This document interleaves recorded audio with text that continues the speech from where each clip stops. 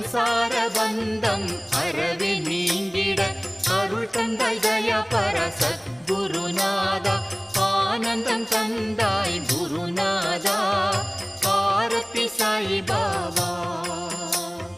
குறைவற்ற செல்வமேவும் திருவடி சேவை அதுவே நீங்காத செல்வம்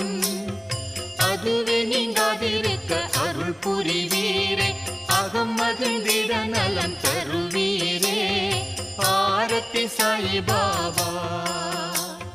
சாதக பறவை என்ற மாதவனே உமக்கு ஆத்ம சுகம் என்ற அற்புத நீரை ஊட்டுகிறோம்